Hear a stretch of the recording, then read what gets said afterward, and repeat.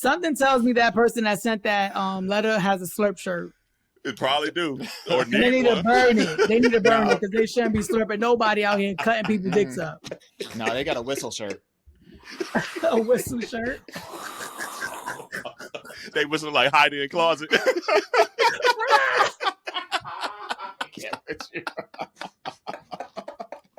Soft and supple. Oh my god. Y'all are mean. I'm pretty sure Heidi Closet ain't never had this issue. Baby, why is this from Heidi Closet? I'm done with you. I'm mad nobody thought about that during the show. We could have been like, I know Heidi Closet wrote this shit. Hey, we'll put this at the beginning. We'll make this the Ask Yo Auntie question when she comes on the podcast. That. Right.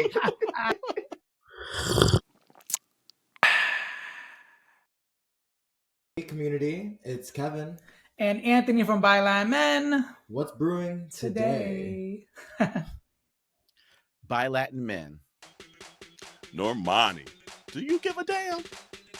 And Ask Your Aunties, mind the gap. So get your cups ready for Minoritea Report.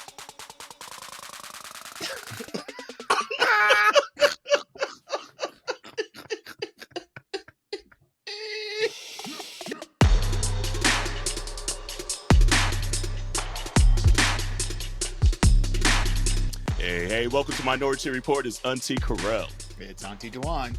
And it's Auntie Jarrell. What's up, y'all? Hey, ladies. And Speaking of what's up, I know that. Y'all heard that intro. That part.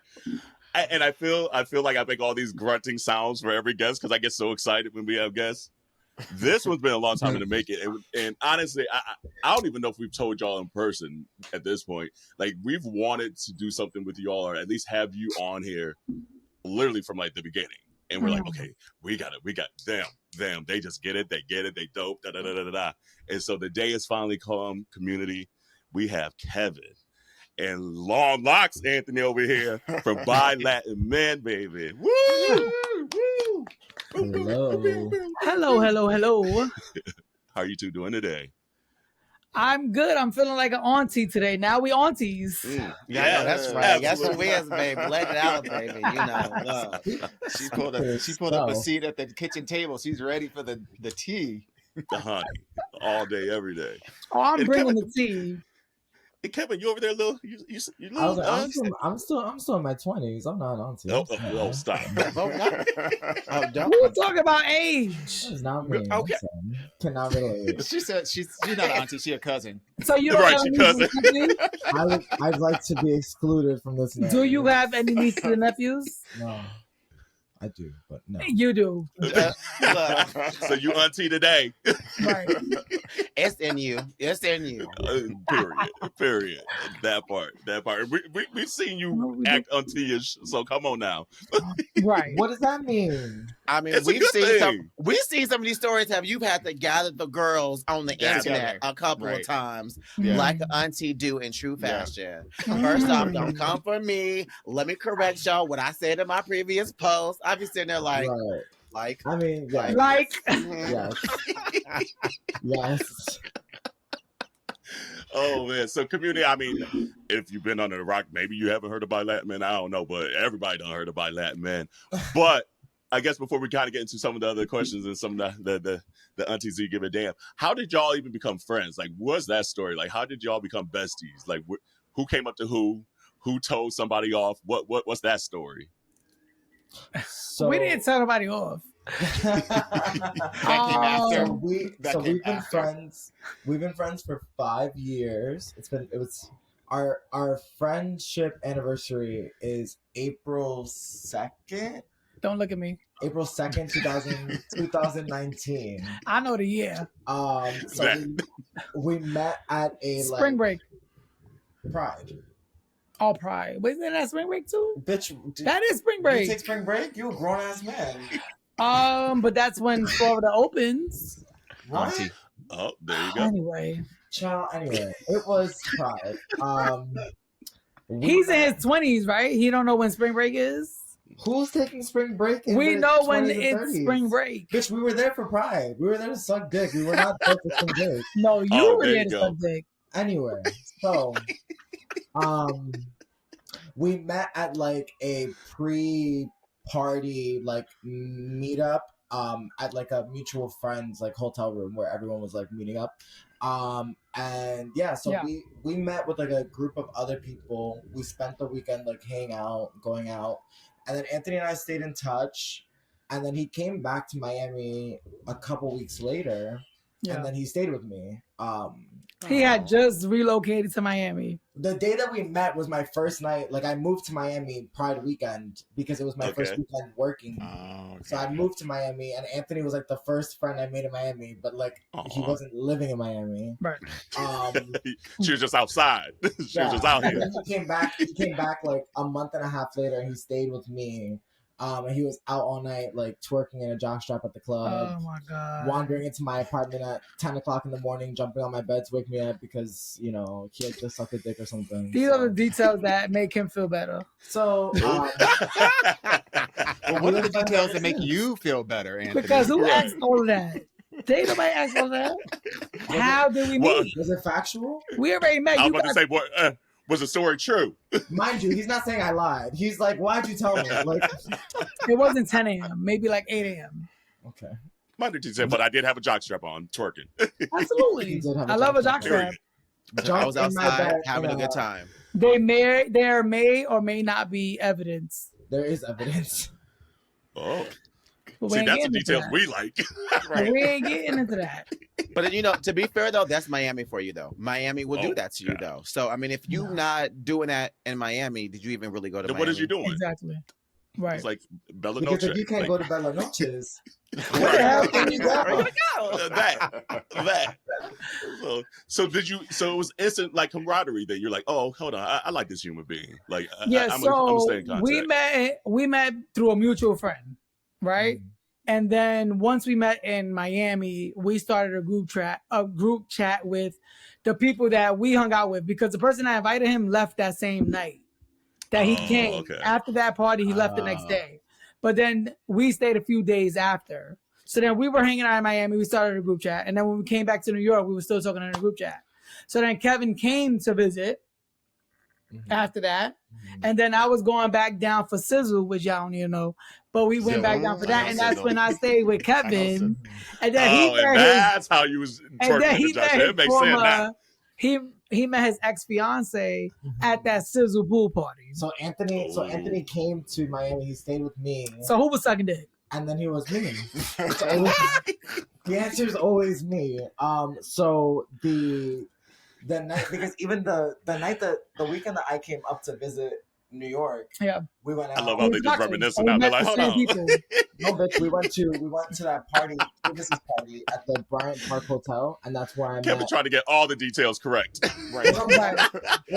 I forgot that like in between him coming back to Miami, I did come back home to New York for a weekend, and so we went out, and that was the night that I met.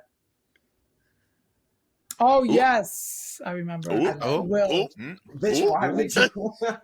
It was community. If you're not watching this on YouTube, it was the eye contact. They said, "Oh, you know who we met." Kevin is community. But you know what the thing is?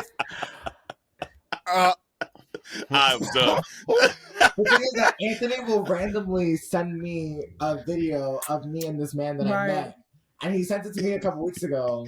It came up in a memory. Bitch, I was like, why is this a memory on my phone? Suppress it. I love it. I live. So then you become besties. How did the podcast come out of that? So later on that year, December, because gays just become friends and everything, everything moves in like fast forward. Like gays move in the next week with a U-Haul truck. But in November, late November, he called me and asked me, what did I think about doing a podcast? And I was like, yes, absolutely, because I don't shut the fuck up anyway. And I actually thought about doing a podcast before, but my thing is usually politics. Like I like to talk about politics and debate politics. But of course, we all stay up on the tea. Like I watch reality TV and, Wendy Williams and all this bullshit. But we wanted our podcast to be everything because at that time, why I brought up the group chat was we had our own group chat that he wasn't in, right? So we had a group chat with the Miami girls that we met. And then in the other group chat I was a part of with the guy that introduced me to him, I started telling them about him, right? And then he came into conversation because he had an issue with that same person or whatever. See how it's so let's fast forward that part. So then eventually that was mediated, right? And then Kevin came into the bigger group chat. So then in that group chat, it was more of people that we talked about everything. We talked about our real lives. We talked about problems with friends. We talked about work. We talked about politics. We talked about music, everything. So then he had the idea of turning that into a podcast. Because there was also a third person in the beginning of this podcast. And we were also friends. All right. So that's why we became ByLatinMen, the podcast, because the group chat was basically what we were doing already. Yeah.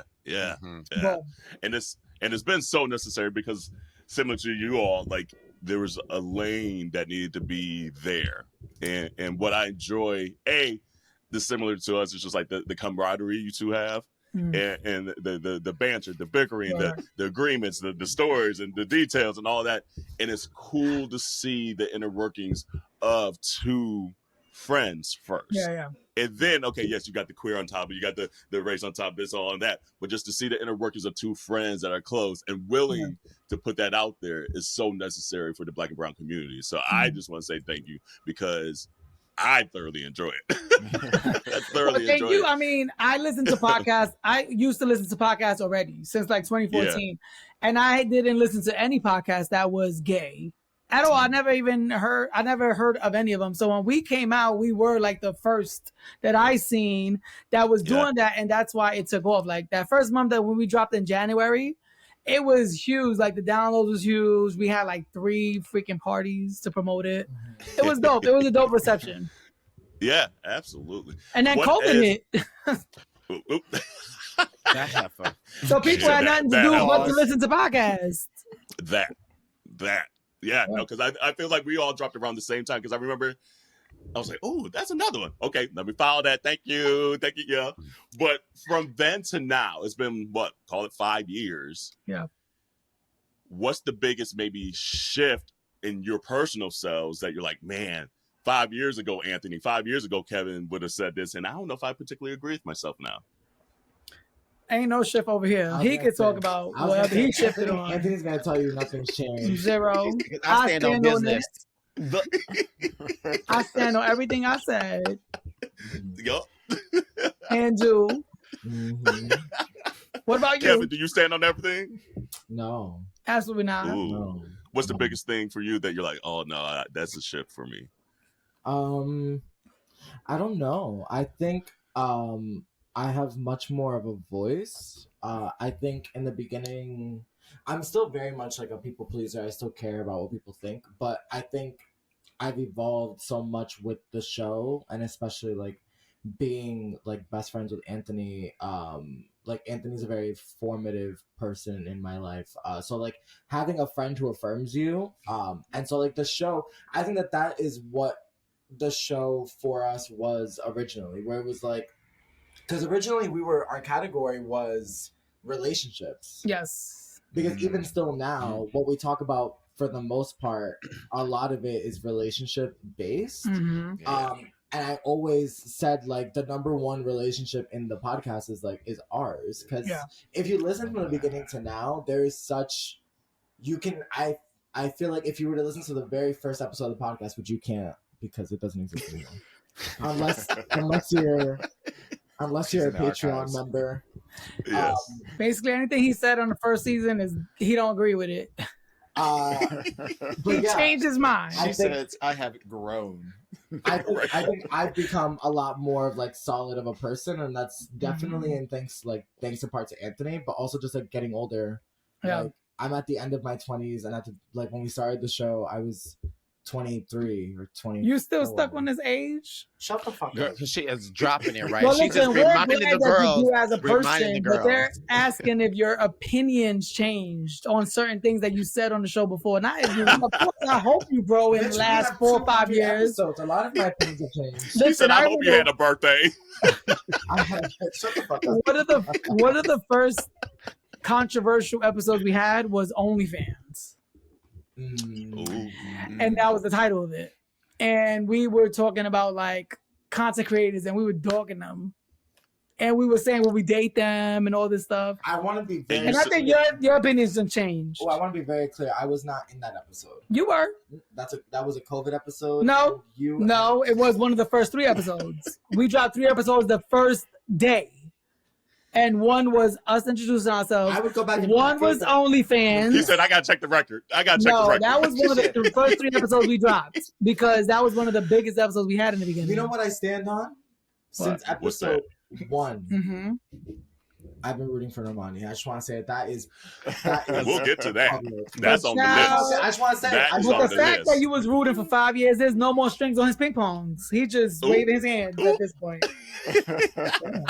What is something maybe? Look, he parking airplanes at this point. Right. What's been maybe something that's surprised you that's come out of the podcast that, like, at the beginning you did not foresee coming, whether it be like a story that a listener told you or a party you went to or something like that? Awards and actually having like people come up to us in public and just introducing themselves, because a lot of people used to tell me before the podcast that I look intimidating or like I have a resting bitch face in the club, which I do, and that's on purpose because I don't like people. But now, since listeners listen to the podcast, they know they could just come up and talk to us. Yeah. So that's a good thing. Kevin, anything for you? Yeah, definitely that. Definitely like we went on tour early last year, and so like between doing that, but also just like traveling for like leisure. If I go to a gay club in any major city, there's always at least 1 or 2 people who have listened to the podcast. And who like recognize that, and that's like humbling, but it also feels like very what's the word I'm looking for? It feels like we have a sense of responsibility because as much as like it affirms what we're doing. Latinos aren't really represented anywhere, especially queer Latinos. And like our listenership, obviously like in our personal lives and in being from New York, like it's very black and brown like mixed, but there is such a big population of queer Latinos who like watch and listen to the show. And that's nice to know that like, because there are 22 and 21 and 23-year-olds who listen to the show who like, you know, you get to come up seeing other people that, you know, that wasn't a thing before. Right. Yeah, that representation. It's that responsibility that you're talking about. Just knowing that someone be like, okay, so this person listens to me, so I need to act right, because if they follow me out here in these streets, they're gonna see a different side, and I want them taking away that lesson. That's a for me thing. I stand by everything I do outside. No. They know exactly how we are, like when they come up to us. They know how we are. It is, but it's fun. It's fun meeting people in public and like, you know, actually meeting the listeners, and then they tell you like what's their favorite parts of the podcast or what part they remember or what was the funniest thing that we've said that made it stick. Because if you're not memorable, then they'll just turn off to the next, you know, show, because there's a million podcasts. Right. Yeah. You know, when you look back on the last 5 years, I think a lot of people don't realize the amount of work that goes into putting a podcast together, right? And when you look back over the last 5 years, clearly between the two of you, you've learned quite a bit about each other that you didn't know 5 years ago, right?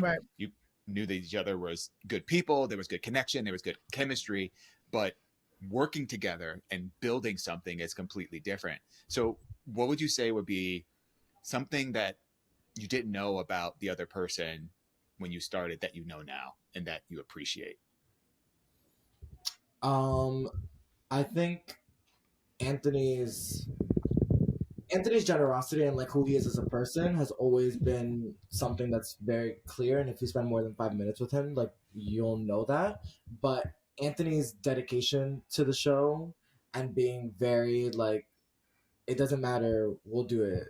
If we have to record on a shitty laptop like we're doing today because we're not able to record in the studio, we'll do it. If we have to record 5 episodes because someone's going on vacation, like we're gonna do it. I don't know if it's something that I didn't know about Anthony. Anthony's very, what you see is what you get. So like, there's not a lot of surprises when it comes to Anthony, but seeing that dedication to the show has been really nice, especially when it was your idea and knowing that like, because when I texted, I don't think did I call you or did I text you? Called me. And I told him like I was nervous and I was like, oh, I just don't know like if you're gonna want to do this. But yeah, so like to know that you asked the right person, it's cool. Yeah, it's incredible. For Kevin, I think he did surprise me because of his age, right? Are we really stuck on his age? Because like sometimes the youngins, they don't have a lot of responsibility. But since he is a parent, right, which we learned, when we first became friends, him having an idea and then trying to see it through from beginning to end, and then also like what he does for the show, right? So like for the show, we both can put a show together, right? We both have done shows without the other because we had another person or with a guest one-on-one. Mm-hmm. But he takes pride in like, he's a control freak. So he takes pride on, he wants to like do it, even if you tweak it afterwards. He wants to have the show like ahead of time, done, the agenda. He wants to know what we're going to talk about, what we're going to do. But yeah, I think it's both related to the podcast and the way we do work well business-wise. And even if we disagree, we're going to yell at first, but then we're going to come to an agreement. Because for me, it has to make sense. Me and Anthony Anthony is like and I say this to people all the time because I feel like because they just see us like in a screen or like on social media. People sometimes think that like it's just like a working relationship, but like Anthony's like my brother, and so like this is my real life best friend. And in 5 years, we have never had a disagreement that's lasted longer than an episode. Yeah, no, not a real agreement. Like not even in real life. Ever. No. Because if he pissed me off, I'm gonna tell you piss me off. Like and that's it. Like what am I gonna do about it? What now? Right. It's like it is what it is. Yeah. I'm not sleeping on it. We're not married. And it's funny, like before we hopped on here, we were just talking about just like we were recently at the Queerty Pride 50 event with and Kevin was there, and hey Monroe, and we were just talking about how like just the conversations was having, someone were getting deep, and I was like, I ain't trying to get deep up in here. I'm trying to look at these messages and have a drink. And one of the questions that Monroe asked me was like, do you ever feel like scared to share anything about yourself on the podcast? And I was like, that's kind of interesting, and I never maybe thought about it in that regard. So I want to ask you all that. Have you ever been scared or hesitant to share something on the podcast? I'm not, but I just make it like I'm just not going to entertain. I'm not going to go deep into like my sex life or who I'm dating. Like I'm here to talk about y'all, and I'm trying to answer y'all questions. That part. That's all. That part. They can talk about it all they want. I ain't gonna join in. No, I am a professional oversharer, and I'm fine with it. Like, there are times, of course, he cry on the show all the time. Like, yeah, there are times. There's zero embarrassment because there are times where like it feels, for example, like a safe space. When I called off my wedding last summer, and then people found out about it because they noticed after a while that me and my partner were no longer together.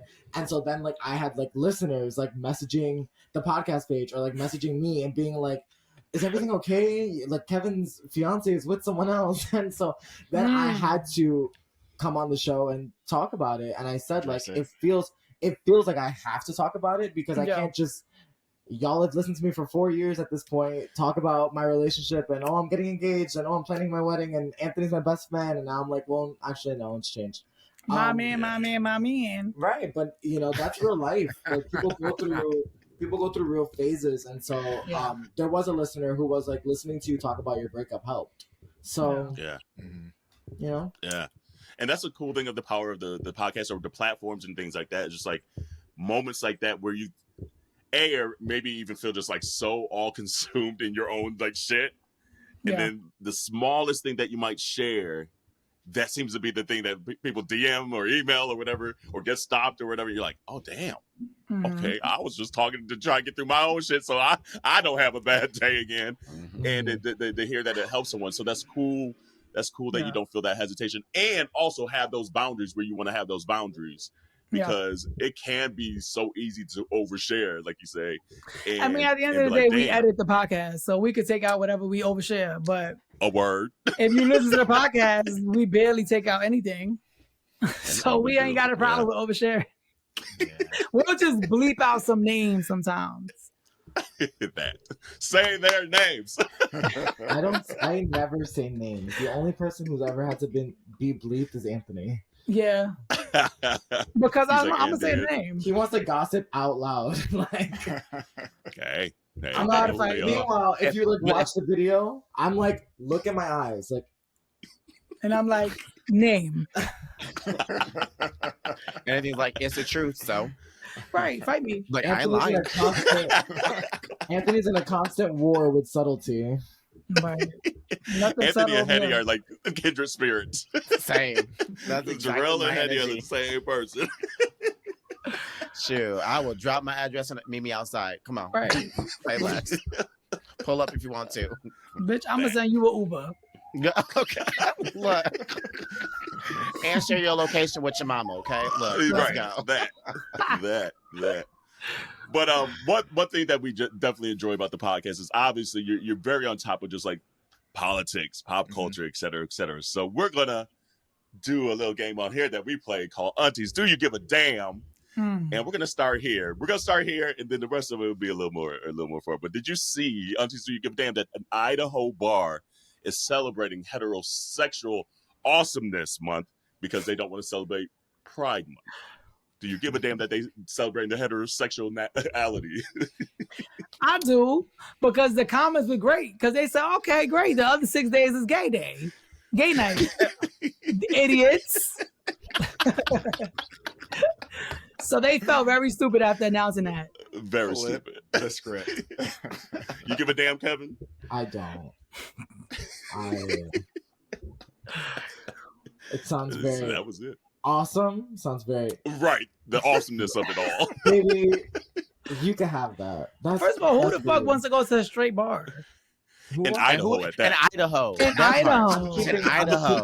Bitch. Keeping a lot of... Sorry to all the Idaho listeners. Sorry, my bad, but that don't sound like my ministry. I didn't know they had Wi-Fi in Idaho.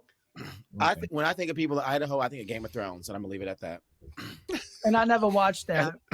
It's given very, cousins on cousins on cousins on cousins. There is no... I'm done. I'm not in this conversation.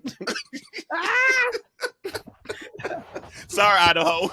Because who else lives there? Who else lives there? People don't move to Idaho. So, I mean, where the population coming from? Mr. Potato Head is there. That's about it. Dewan, do you give a damn? No. Next question. Me either. That. Okay, here we go. We play this game on ByLatinMen. Kevin yells at me for saying, I don't care. He's like, bitch, we have to have a show. You got to explain. I'm like, no, bitch, I don't care. But he's over here saying no. Next question. Right, very, very singular answer. That's okay. He would have something to say about this. Do you give a damn that Normani finally dropped her album, Dopamine? We'll start with Kevin on this one because he's been talking about behind the scenes and all that shit. Behind the scenes, I've been talking about Normani into these microphones for 5 Well, I'm years. just saying, even outside, like at the GLAAD honors, you was talking about it. Last night you mentioned it. So last night I met someone. They're like, "Hi, my name's Chris." I'm like, "My name's Kevin. Have you streamed Dopamine?" It came out? Yeah, bitch. Oh. It is a great body of work. I think it's a great album. I think it was worth the wait. I clearly give a damn. What I'll say is I'm just glad that this very talented, dark-skinned Black girl was able to have her moment, and people will have things to say about it because she's been getting a lot of shit for years for not having an album, and then her album dropped and they're like, see, it's not even selling enough. I'm like, no matter what, y'all set her up to fail. Like her very first performance, people were comparing her to Beyonce, just like she's trying to be like Beyonce. It's like, no, she's just a Black girl who can dance. Like, what? So I'm glad that she took her time and released it when she felt like she was ready. I've listened to nothing else for the last 5 days, so. Okay, we'll circle back to see what your favorite track is. Anthony, do you give a damn, or you didn't even know it released? I don't give a damn, He's but clearly not reading the group chat because we've been talking about it for days. I scroll past that. But Normani's beautiful. I think she deserves this. I'm glad she got out of that bullshit deal that she was in, but I don't really care. But congrats. She said, "Beautiful girls."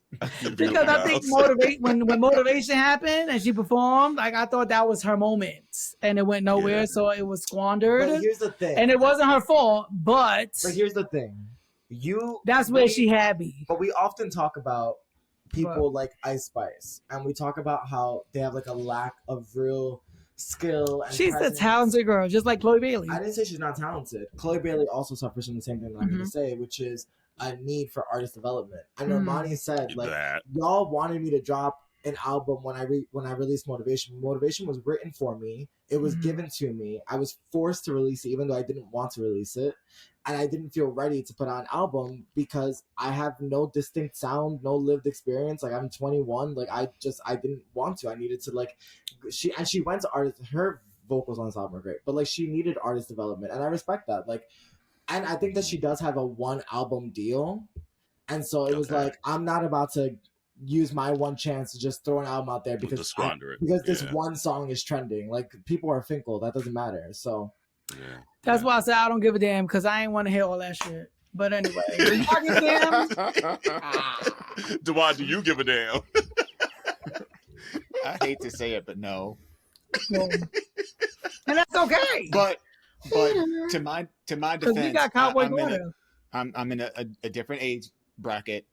And not see, that's 20-year-olds. Hey, for the 20-year-olds. I'm in a different age bracket, so I don't keep up with all the all the new music. Here's what that was a very PC I believe him.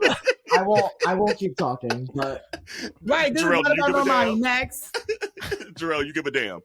I do actually. Okay, I like the album. What is it? Big Boy, first song off the track.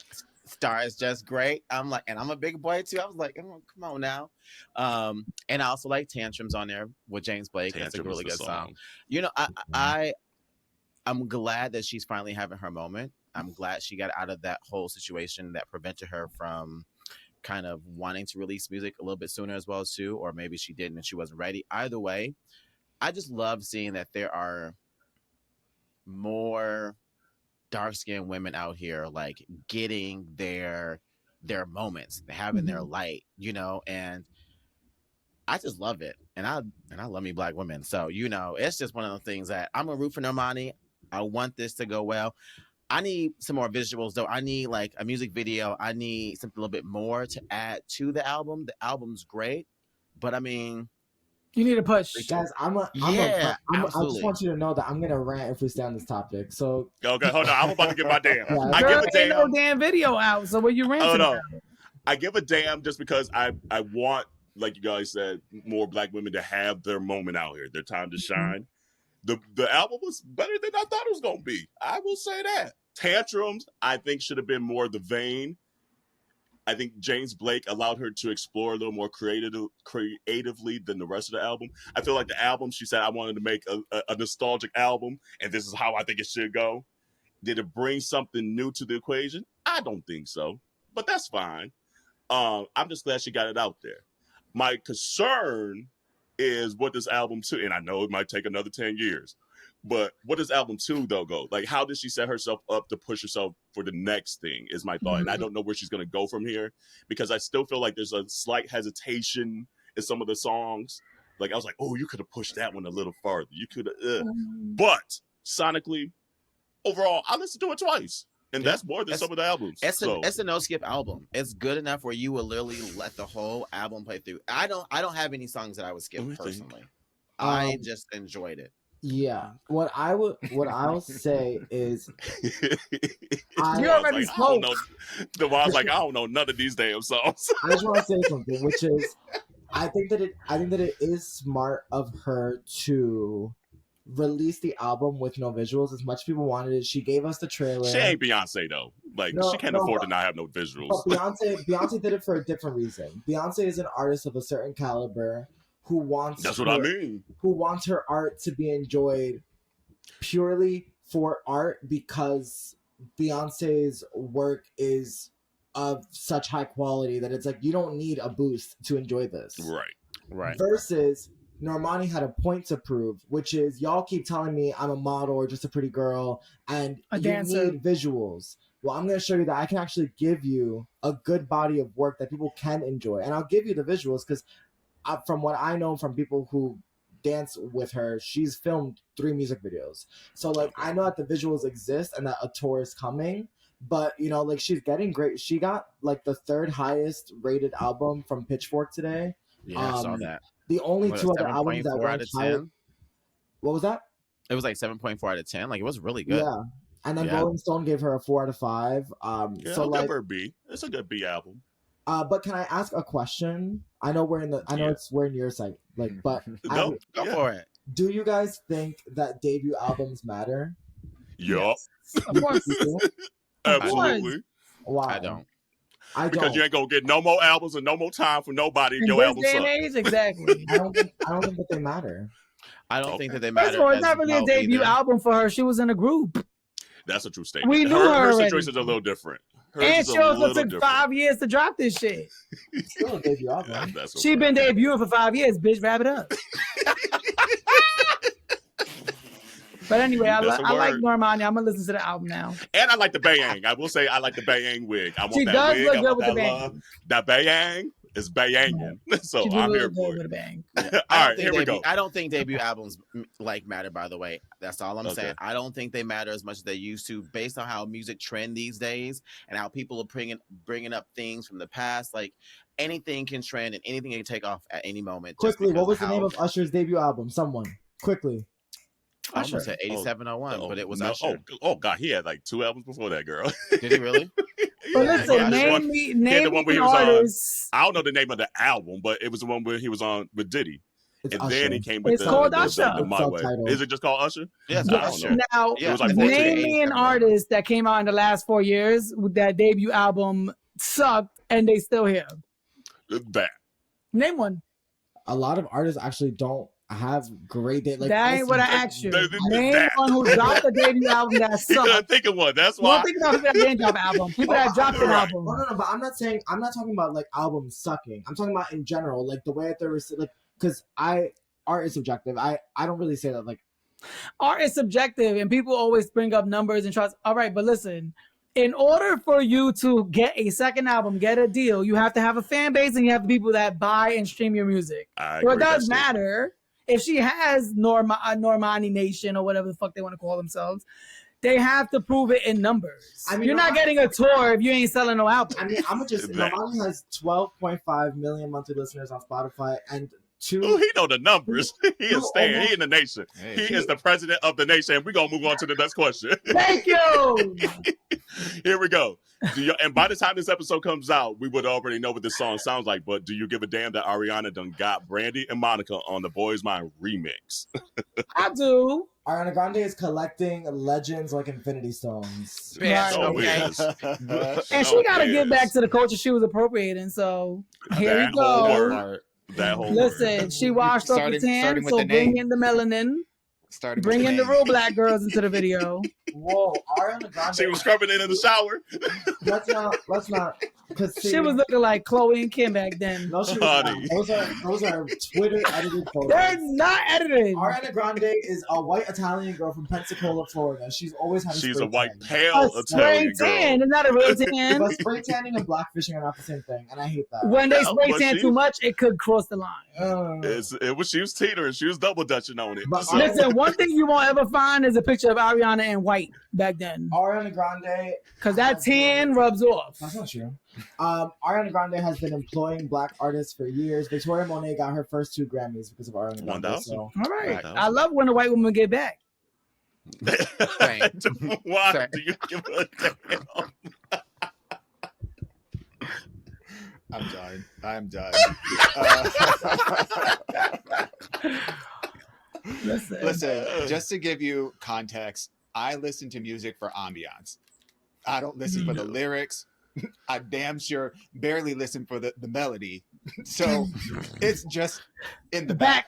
So me participating in this conversation is going to be very flat. I really don't give a damn.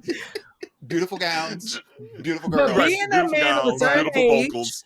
Brandy and Monica, the boys' mind was in your prom, no? It was iconic. Like I literally, as a millennial of that age, there was nothing bigger at that time in my teenage life than Brandy, Monica, and Aaliyah. Like, that's the only number one. And they were like the pop stars. Like they weren't R&B stars. They sung R&B, but they were the pop stars. So for to have arguably one of the bigger pop stars of today, who already took the title of an iconic song, and say, you know what? Hold on, we're about to do this remix. I give a fucking damn. Because that little 15-year-old Carell's like, damn. I hope Brandy come in the video with the micro braids. I hope Monica have like the little bob. I hope Mekhi Phifer is back. I hope all of it. I just hope her face has settled since Christmas. That's all I hope. Who's? Brandy's. Oh, Brandy looks good. Oh, Brandy look good. She looks good right now. Her face. But in November, babies. But you didn't see it in the video? But now in the video, it looks a lot better. So it's settled. Why are you bringing it up? It takes because I just want to make sure that this lives on the internet forever, and she looks how that she's serving the best face. Her to look like exactly. She's singing her best face off. She said, "I'm selling, bitch." Oh Lord. Okay. Do we give a damn that Justin Timberlake was arrested for a DWI? No.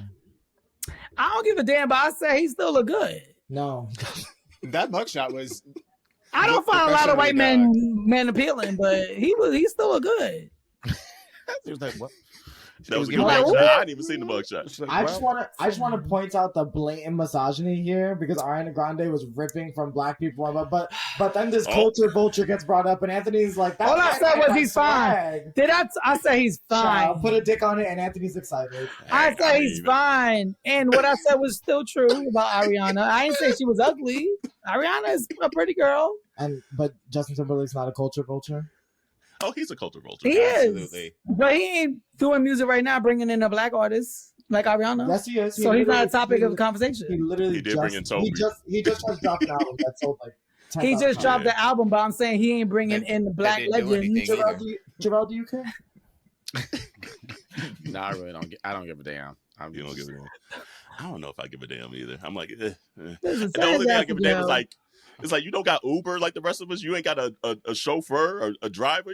Like that's the part where I'm like, what is you doing? Like, if we can't get Trump, we should get every white person locked up that we can. So it's okay. Ooh, okay, that's a word right there. Reparations. I low key give a damn. I just feel like this is that Janet Jackson karma coming to bite him in the ass. Like for the last 10 years, his life has been in shambles. And I'm here for all of it. He did the color purple. Everything you did to me. And I'm kind of here for it. Like, fuck you, nigga. Like, get the fuck out of here. Right. So yeah, I kind of give a damn just a little bit, and I want a little bit more to happen to him too. Lose an elbow or something. Like, she said, I want him to drop the soap. Drop the soap. Go eat your cornbread. Do we give a damn that Stephen A. Smith won't watch any Will Smith movie until he get an apology from him? Stephen A. Smith, don't nobody give a damn about what he got to say. No, for real though. And Will Smith don't need you to watch his movie. Will Smith is a global movie star. I love that white people were like, but we canceled him. Bitch, shut You can't cancel him. Did anybody? Every film he dropped in the last 10 years has made $100 million or more in the box office. Right. So he can't be canceled. And that movie was great. Results from it was really good. I need to still see it though. Let me tell you, that first person, that movie was amazing. Shooter, it was really good. But the camera work in there, I was like, okay, you know what? It was good. Martin looked a little funny, but Will Smith looked good. He might have been canceled for real. They're not aging the same. They are not aging the same. I'm just saying. Martin is getting bloated in the face, but his shape is weird. It's weird. Yeah. What you said? You looking like Big Mama. Oh, this is Big Mama's house 4. Ride or die. Right. She looked like, it was like Big Mama on Ozempic. You know how the head get big, but the body, yeah, something like that. The face is the last place where the fat goes. Dewan, what did you say? No, I just said I think that he might have actually got canceled if he actually slapped a white person. Oh, absolutely. Okay, oh, but absolutely. Bingo. Bingo. Let's ask a Because question. ain't nobody really giving shit about Chris Rock. Sorry. Don't nobody. But also, he basically slapped the white man. But also, do you think that? Chris Rock's audience? Chris Rock audience is all white. That sounds like a Devon comment. I ain't have to say a word. That's right. I just set it up. Just right. I mean, but the thing is, like, that would have never happened because the reason why people were so outraged is that for years Will Smith was seen as a well-behaved black man. So, like, True. That's exactly what it was. He was a good black boy, and that's why people were pissed at him. So yeah, that's exactly what it was. Yeah, that was a very unhinged moment for anybody because Anybody. I've never in my life seen anybody jump up on stage unless it was like a crazy person that wasn't a celebrity. You know, because sometimes you'll have like activists or Lil Mama. Oh, Lil Mama, yeah. Well, she didn't slap nobody. She didn't assault anybody on stage. But she might have assaulted her. our Might as well have because they canceled her like she did. That show did. Well, and she deserved that. Right. They canceled her like she outed Alicia Keys. I was like, what's going on? Well, speaking of Alicia Keys, did you guys watch the Tony Awards? Did you give a damn about the Tony Awards? No, but I watched the performance. It was good. Empire State of Mind. That was good. Yeah. My friends Pierre and Cedric are producers on Hell's Kitchen, so I'm very happy for the show getting so much attention. Has anyone seen the show? Has anyone gone to it yet? I'm going next week. Are you? What, Hell's Kitchen? Mm-hmm. Oh, no, I haven't seen it. Yeah, I want to see it. I don't want to hear New York. I don't want to hear Empire State of Mind. Yeah. Me either. That's actually like a deterrent. Like, it's like a 3-act show. It's like almost 2 hours long, and like out of that entire thing, all I can think about is the fact that I'm gonna have to sit there while an ensemble cast sings Empire State of Mind. Oh, that's part of that play? Mm-hmm. Oh. That song is a fucking hit. It's a classic. Okay? Oh, it's a bop, but like it's overplayed. It's just like, ugh. But you can be tired of a bop though. I think it went diamond. Yeah. Dewan, do you give a damn? Do you care about the Tonys? Not really. I don't like musicals. So I don't really give a damn for that perspective. But what I do give a damn about was so many Black and queer and people of color that have been recognized in this format. Like the Tonys continues to be not necessarily a model, but continues to show love to our communities. And I love that people within our community get this kind of shine, whether they win the Tony or not, just the press and the visibility and, you know, their face being put out there so that people get to see them outside of the makeup and all the behind the scenes. I give a damn about that. Yeah. Jarrell, did you care?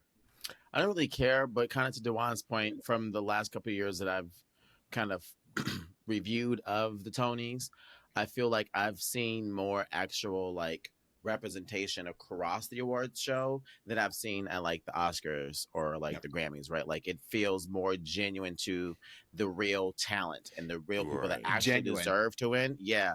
Versus it given to the person who is the biggest. It's the only one. Yeah. It's the only one. Yeah. They're the affirmative action Oscar nominee.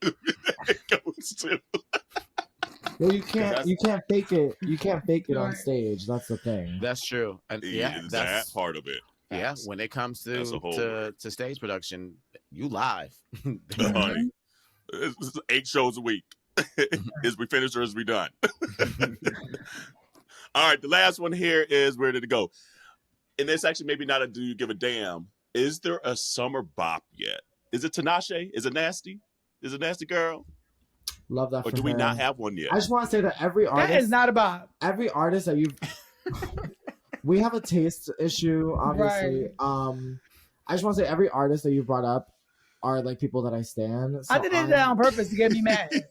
I'm very like I'm a Normani Nation stan. I have 3 of Ariana Grande's tattoos, and I have been to every Tinashe show in New York City ever. I'm very happy for her. And again, back to my point about debut albums don't matter. It's not she's been in the industry for over a decade and she's finally... Well, her debut album was good, though. That's the thing. And so that's why she's been able to be here 10 years later. She doesn't make bad music. But she had a good debut album. It didn't do well. But after that, she was received well. She had a hit. She had one hit. All right, one hit. That's all you need with your debut album. But she had two. She had two on, and she had All Hands on Deck. All Hands on Deck. But those which was like maybe not a hit, but like people knew it. But how was Nasty a hit? That shit like number 90. Nasty was like everywhere though. It's that white dude. It was I know some little stupid kids doing that dance on TikTok. It's not stupid. Nasty's thing everywhere. It was that white dude doing that little dance. It's only gays on TikTok. Oh yeah, he made it a hit. That dude be doing the right. That's who did it.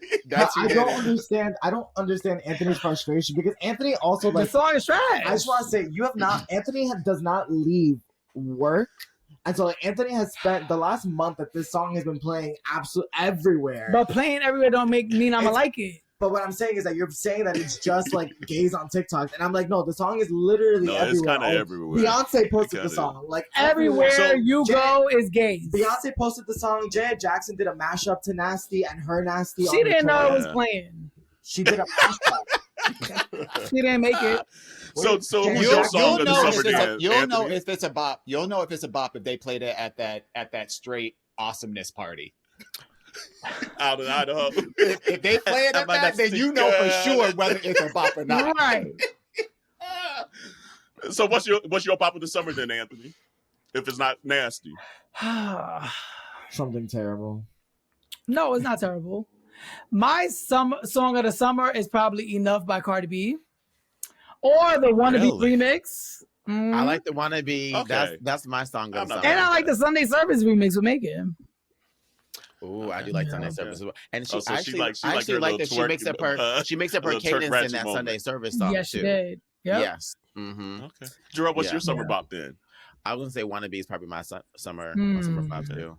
But, go Meg. Go Meg. Go Meg. Go right. Meg. Get him go. Get him go. Get him go. Actually, by the way, I like how silly Glow likes to be. Yeah, she's slit. She got a fat ass. Like she don't take herself too serious. Nasty though, by the way. I think that the summer bop is Get It Sexy. Oh. Ooh, it might be. That's a good one. That's a really good one. Yeah. Super fat. Yeah. I can't stand and I hate her. Oh. But I cannot not. But the song is like that song is so good. The only reason I won't clown her is because we can't say we want to see more brown women, like, you know, succeeding and then clown her, even though it's ridiculous. Right. She's a terrible artist. She just got arrested. Everybody. She got arrested finding an airport. She just dropped the baby. Something wrong with her. Yeah.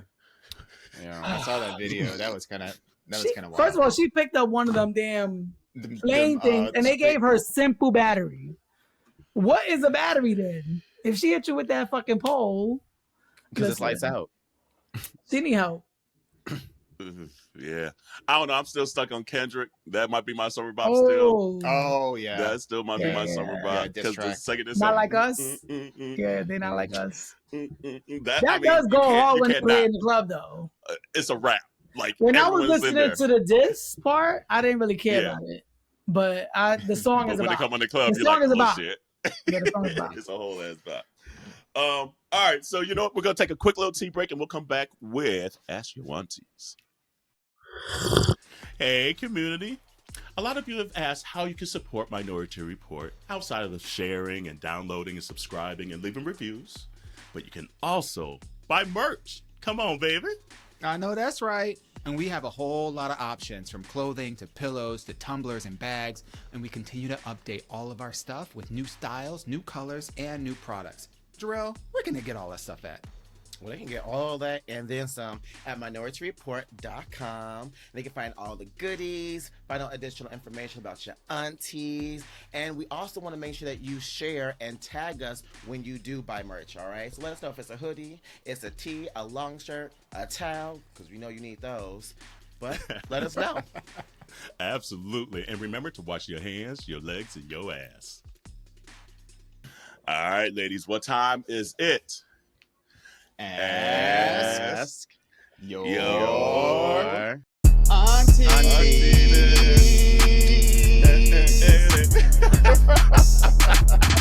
All right, Joanne, you got it. I have it. This is the long ass Ask Yo Aunteas. Girl, Show is, let me get through this soliloquy. The Iliad. Okay, so hey aunties, over the last few years, I've lost my passion for giving blowjobs.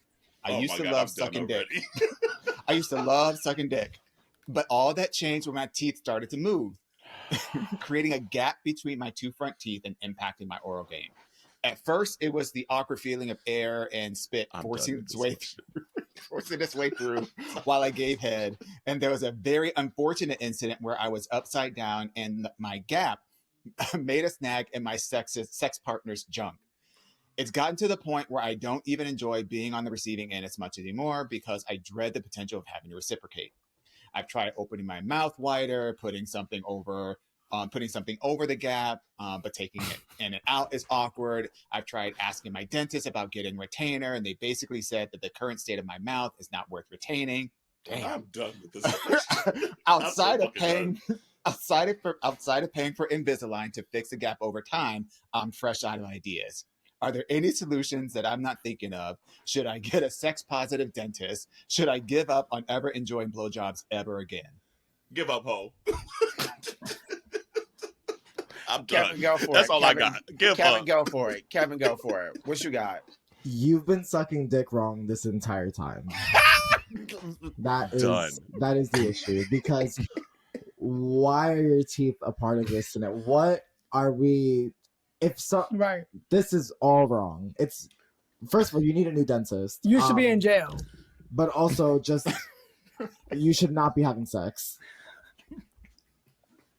Yeah. First of all, why people kept letting you suck their dick? I mean, you do see the teeth before the engagement, so you kind of know what you're getting into, But right? teeth are not a part of. But I'm sorry. If you felt it, why would you let them keep on? But you know, okay, maybe it's just me. But I mean, if they cute, they got body, I'll look past the teeth sometimes, No, but if they're sucking your dick and you feel the teeth, and it's just you would tell them on something. your dick. Yeah, I'll bop that bitch like a V8, bitch. Drop it. Release, bitch. Release. Honey, a word. I'm really trying to figure out how this person is like. You don't know how to give head. Yeah, it's not about the teeth. That your gap. The teeth is a not separate issue. Like the dick is not going through the gap. Like, what are we talking about? The gap is not the reason why you have a problem sucking dick. No, I'm so serious. Y'all cover your teeth when you suck dick, right? Or open your mouth wide enough that your teeth ain't touching. No, because you're not supposed to. Okay, never mind. But wait, go ahead. Tell us that one.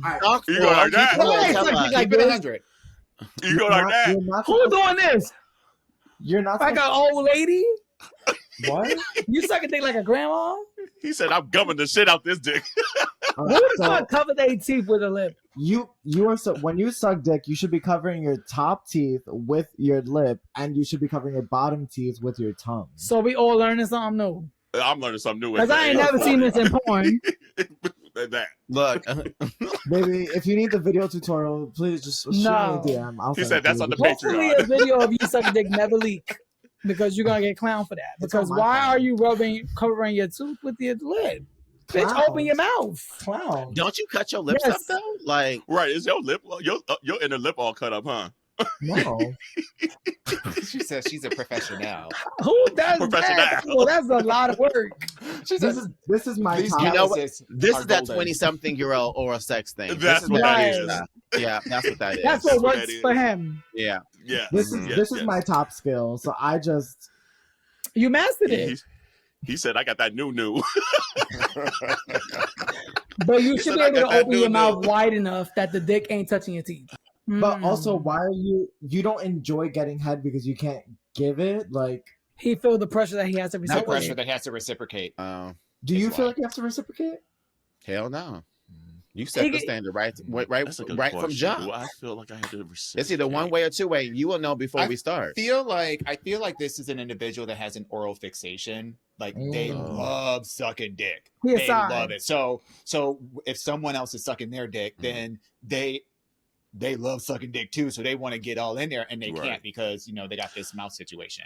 Like I feel like it's more that than anything, not the pressure of like, oh, I'm just like with the dude hooking up or whatever, and he does me, and I feel like I have to do him. Like I don't think it's that situation. I think that maybe the answer is get you a dildo then. Like if it's an oral fixation thing, practice on the dildo, tear up your own dick before you tear up somebody else's dick. That way you can see where the issue lies. Not look at the track marks. Listen, if you're sucking a dildo and now you're scraping it, you're doing something wrong. It ain't your gap, baby. It's not the gap. Mind the gap. Mind the gap. Right. You are using the gap too. Mind the gap. Mind the gap. I'm so done. And that's the title right there. She has to mind the gap. They could message Kevin for a lesson on how to suck dick. There you go. The gums. Yeah. But I mean, and I know we're clowning a little bit, and this is like maybe a legit question. I don't know. I feel like this whoever sent this was trolling us a little bit. But if it's a legit question, I'm sorry that we clowning so hard. I think it's just gonna practice. Practice makes perfect in anything you do. Put the hours in, put it on a dildo, find different sizes of dildos and things like that, and see where the issue is. Especially if the dentist is saying there ain't nothing I can do for you, and if like you can, fix the jaw, the teeth, all that stuff, then you just need to practice. Maybe get a smaller dick. Maybe you sucking too large of a dick. I don't know, but I think the practice part on the ranges of sizes and girths and lengths, you're going to have to figure that out to just say, okay, here's my Goldilocks size, and try to seek a man that is going to make them uncomfortable. Because that is a thing, too. Like, if you ever get the teeth scraped on there, you're like, I ain't coming back to this human being no more. That was horrible, So also, what's the size of the dicks that he's sucking is another question as well, too. Maybe that's what I mean. Like, maybe it's too big. Yeah. But why is he blaming the gap? I don't get it. Okay, so can I want to give like a real response because I don't want to be dismissive. I am shocked though. I'm gonna be honest.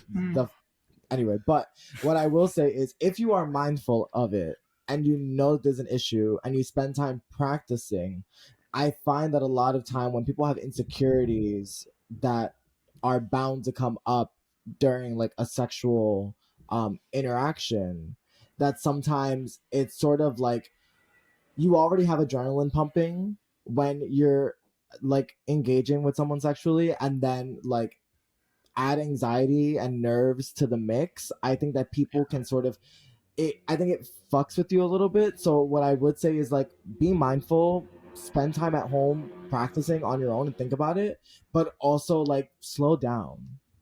Like you're not like, I don't know if you're racing, but again, like if you are spending time thinking about it and being considerate, just like slow down and you can probably get around it. Right.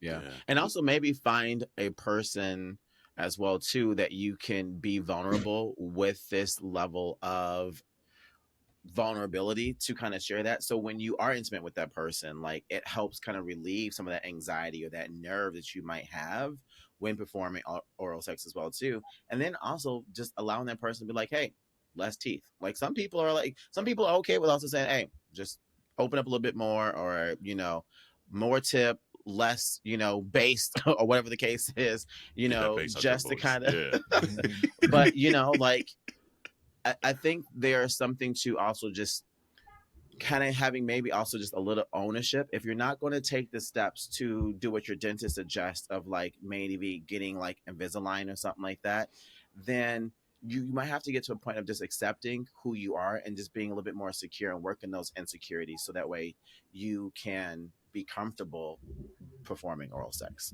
But either way, you're gonna have to do some form of work. I don't think there's just a magic, you do these 5 steps and then boom, dick sucking is gonna be easy for you again. No, it might change from now, and that just might be your new norm going forward, and you might just have to also get used to that as well too, if you're not going to do the doctor suggested medical suggestion. Now, if this person is a side who loves to suck dick, they should find a partner that wants to train their throat, and then he might become a pro. I see that on Twitter all the time. Throat trainers. Twitter. Oh, don't they got those little things for your mouth too? They got those things for your mouth, right? Training. They go over your teeth. Like Maybe like that's that board game. Go home, Roger. Go home. Duane, you were about to say something. The only other thing that I'll add to the conversation is I think that this might be an opportunity to work with a sex therapist. Because that's what they specifically do. They specifically work with individuals to help them work through any kind of sexual issues. And I think this is less of a, I mean, I can't speak for the individual, but I think this is less of a, like a psychological thing. And it's more of a, I don't know how to work through this physiological issue that I'm having that is then resulting in a psychological issue, which is me not wanting to reciprocate and dive into these things. I think that's number one. I think number two, I think that your dentist is trash. Anybody's dentist that says your teeth are not worth retaining, right? As a dentist, that makes absolutely no goddamn sense at all. That's so crazy. And if that's the case, then you might as well get all those teeth ripped out and put some veneers in them hoes. Like, there's a lot that you can do, and quite frankly, Invisalign or any kind of teeth corrective retainers, if you will, they're quite affordable. I'm not going to say they're affordable for everybody because I'm not in everybody's finances, but it's not like you have to come out the gate with thousands of dollars. There are payment plans and options that are available. And if this is something that's really, really important for this individual, then consider this the investment. Like, if you're thinking about where you're putting your money and you really enjoy sucking dick and you realize that your teeth, the physical component of your own body is preventing you from doing something that you love, then you invest in yourself. And you think of it that way, and less about like, oh, this is just another bill that I have to do. No, this is an investment in you and your own happiness, and it trains your mind to think a little bit differently so that you can get there. Yes. And I'll end on this though. Duane mentioned to potentially get some veneers. Don't go to some of these doctors that we've done seen out here though, because you're gonna have the same damn problem. Not in Atlanta. They're gonna be teeth too big for your mouth. Teeth too big for your damn mouth. So communities still continue to send your Ask Yo Aunteas to AYA@MinorityReport.com or DM us or send it to the T line. We love the T line, and that's 844-832-5463, where you get to ask the question live and we get to play it live here on the episode. You get to stay anonymous too. You don't have to say your name. So, especially for questions like this, y'all very vulnerable sending some of these damn questions in. And let the record show that our Ask Your Auntie segment is for entertainment purposes only. There you go. We ain't your damn dentist. We ain't your sex therapist. We just your aunties. Right, exactly. Take that shit with a grain of salt. Period. But Kevin and Anthony, we adore you so much, honestly, and we haven't talked too much about the GLAAD honors. Like, obviously, we're in campaign with ByLatinMen and a few other podcasters that we just adore as well. But the experience has been so incredible to like the family that it seems to have like formed across everyone. There was like no ego. There was like none of that. Like, we were all on the same page of just saying, hey, this is a huge opportunity just to show community and camaraderie amongst all the different platforms that we all have.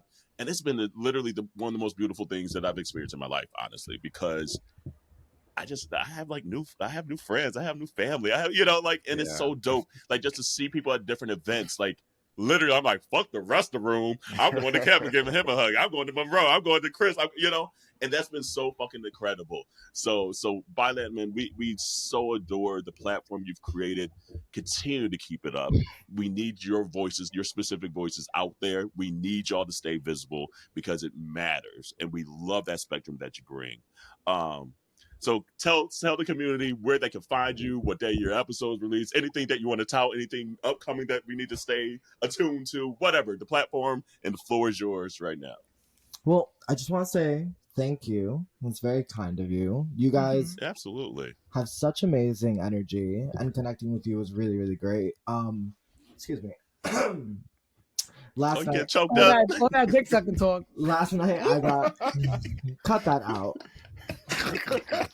She said lubricate. Get it out. Clear your throat. Get it out. Read that bitch. What I was gonna say is, for example, like last night when I saw Carell and Duane last night, I was like, oh my god, finally, because I was texting Anthony because we all went to the Queerty event in New York, And so I was texting Anthony, who couldn't make it, and I was like, bitch, I'm at this event and I'm alone and now I have anxiety, and like I got to the bar and I saw you guys. I was like, oh, never mind, everything's fine. I said, bitch, everybody gonna be there. So it's great. It's really great to have connected with you guys. And for anyone who wants to check out our show is called ByLatinMen the podcast. ByLatinMen is one word, and it's ByLatinMen. You can find us on all podcast platforms. We post a lot of video content on Instagram, so that's like a good place to start. Yep. And thank you guys for having us on your platform. And exactly, I think that, the main purpose of, the GLAAD campaign was to build community. And that's been the main purpose of our podcast, even when we first met Surface Level. I think it was like the second year or the first year that we did a podcast? The second year they started their podcast. We did a crossover podcast, and that was dope, right? Because we didn't know each other before we actually filmed. We met each other at was it the photo shoot, or we did the podcast first? Photo shoot. We did a photo shoot for that episode, because they do like a photo shoot for every day. They do. Extravagant, right? With their photos. So they, at that time, they were doing photo shoots, and they were dropping a photo for each episode. So for our collaboration, we had a photo, and it was during Pride Month. We had the rainbow flag and everything on us. And when we did our episode, we just meshed so well. And then we stayed in contact after that. And then we did another episode. So I think the point is to grow the community, because even when we started the podcast, we also said the point is to prove that you can be friends. Because everybody always say, oh, why can't gays be friends? Because y'all fuck everybody. That's why. Right, but if you just don't, if you just go out with the intention of becoming friends and not with the bullshit mindset, oh, let's just get the tension away and fuck. No, you could just be friends. You don't have to fuck everybody. What is happening? Because that's the facts. It's a fact. What? And the problem is that a lot of people in the 20s don't see that. It's when they get into their 30s and they realize, I don't fuck the whole village, but I ain't got no friends. It's because you're 30 now, bitch. I don't know who he's talking about, because I have a lot of friends. I'm not talking to you. Why you so guilty? I just want to be clear. But we ain't never fucked, so that's the point. I love it. And community, this is literally their episodes. It is everything. 100%. It is so everything. And that's why we need your distinct voices, because you bring such yourselves to it. And that's what we are attracted to. That's why we want to continue to listen. That's why we trust your voices, because there ain't no filter. It's not bullshit. This is what it is. Exactly. Mm-hmm. So, and you guys do the same. And anytime anybody asks us, every time somebody asks us like that they want to do a podcast, I'm like, just do it. Like, there's nothing to it. If you really want to do it, you're going to do it. Like, you're not putting it on a front. You're not putting it on a show, because how long can you hold up a facade? That part of it. The podcast reveals who you really are. Exactly. Yes. It reveals who you really are. And that's why a lot of people get out the game after like 1 or 2 episodes, because one is either they're too much for the camera and they get that backlash and they can't deal with it, or they're putting up a fake facade, and then when people try to approach them, they're not a people person. So either or is not going to work. You just got to be yourself. Or 3, they don't have the work ethic, because this is work. That's probably where it really comes in. That's true. A lot of people don't have the work ethic either. They just want everything done for them. So a lot of people say they want to do a podcast, and we be like, do it. It's free. Like, do it. Anybody can have a podcast. This guy is cracking up. But it does go to show. Anthony is reading someone down right now. He is. He knows exactly who he's talking to right now. Yeah, I'm just calling out a lot of people. Whoever he knows exactly who he's talking to. Someone call the ambulance. There's some bodies. I'm here for it. But anything else in your hearts and mind, Jarrell Dewan? I'll just say happy Pride Month to everyone. Continue to support Black and brown people. Continue to uplift us. Continue to raise our voices. Continue to support podcasts like ours with your likes, your follows, your shares. Like, that shit costs nothing. But the support that you give, especially during and beyond Pride Month, but especially during Pride Month, is invaluable to those of us that are doing the work to provide space and safety and conversations like this to happen. So enjoy your Pride, but support a hoe. Yeah. And if happy you want to support a hoe, Juneteenth tomorrow, the day we record. So I guess it'll pass by this time. But hey, it's Juneteenth every day for me. Shit. Every day is Negro Day in my house. Slurp shirts out there, auntie hats out there, new merch out there. Check it out if you do want to spend some coin. So wash your hands, your legs, and your ass. We'll see you next week. Bye.